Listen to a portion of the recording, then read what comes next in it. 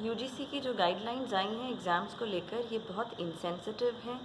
इसको माइंडफुल तरीके से, रिस्पॉन्सिबल तरीके से हैंडल करना चाहिए था। इस वक्त एग्ज़ाम्स फोर्स नहीं करने चाहिए थे। अगर एक्सपर्ट्स की राय लेनी थी, कमेटी बैठानी थी, तो ये इस मसले पर बैठानी चाहिए थी कि ऑल्टरनेटिव सिस्टम्स क्या हो सकते हैं इवैल्यूएशन के, ना कि इस बात को फोर्स करने के लिए कि एग्ज़ाम, एक आखिरी एग्ज़ाम कराना ही बहुत ज़रूरी है और वही एक डिसाइडिंग फैक्टर रहेगा लोगों की ज़िंदगी के लिए और एकेडमिक क्रेडिबिलिटी के लिए।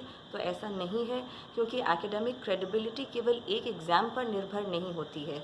हमारा पर्पस क्या होता है इवैल्यूएट करने का, कि स्टूडेंट्स का विजडम, उनकी अंडरस्टैंडिंग पता चले। और इसके कई तरीके हैं। ये एक पूरा प्रोसेस होता है, ओवर द पीरियड किया जाता है। इसमें कोई एक आखिरी एग्ज़ाम की कोई ख़ास ज़रूरत नहीं होती है। और वैसे भी एग्ज़ामिनेशन रिफ़ॉर्म को लेकर बहुत वक्त से बात चल रही है कि इस पे बात करना ज़रूरी है। तो ये एक बहुत अच्छा मौका था इस वक्त इस पर बात करके इसको लागू करने का, कि ऑल्टरनेटिव इवैल्यूएशन के तरीके क्या हो सकते हैं।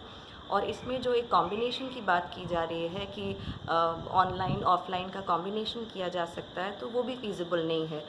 ऑनलाइन एग्ज़ाम्स तो बिल्कुल फ़ीज़िबल नहीं है, क्योंकि बहुत से लोगों के पास सिस्टम नहीं है, इंटरनेट कनेक्शन नहीं है। जहाँ है भी तो कोई ज़रूरी नहीं है कि टेक्नोलॉजी बहुत रिलायबल हो।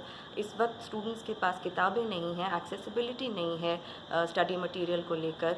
और इस वक्त स्टूडेंट्स को बुलाना ऑफ़लाइन एग्ज़ाम्स के लिए भी अगले 1-2 महीने में भी ये फ़ीज़िबल नहीं रहेगा और एक अच्छा आइडिया नहीं है, क्योंकि बल्क में स्टूडेंट्स आएंगे और अगर किसी को कुछ हो जाता है, जिस तरह से केसेस कोरोना के लगातार बढ़ रहे हैं, तो इससे हमारा ये सिस्टम भी बर्डन होगा।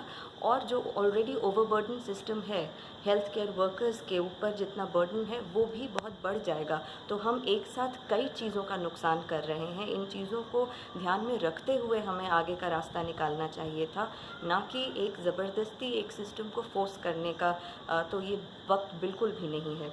और दूसरी बात, जो एकेडमिक क्रेडिबिलिटी की बात हो रही है कि इससे एकेडमिक क्रेडिबिलिटी इवैल्यूएट नहीं हो सकती है, गेज नहीं की जा सकती है जब तक एक फ़ाइनल एग्ज़ाम नहीं ले लिया जाए, तो ऐसी बातों से तो पूरे इंस्टीट्यूशन की ही क्रेडिबिलिटी क्वेश्चनेबल हो रही है। कि अगर यही तरीका है सोचने का कि किसी एक एग्ज़ाम पर एकेडमिक क्रेडिबिलिटी निर्भर होती है, तो ये बहुत नैरो तरीका है। वर्ल्ड ओवर कई सिस्टम्स हैं इवैल्यूएशन के और उनको एक्सप्लोर करना चाहिए।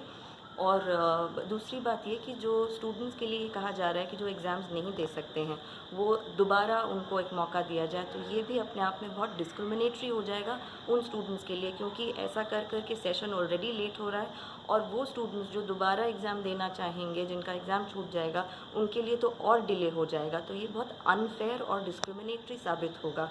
ऐसे वक्त में सहूलियत देनी चाहिए, आसान रास्ता करना चाहिए, मुश्किलें बढ़ाने का ये वक्त नहीं है।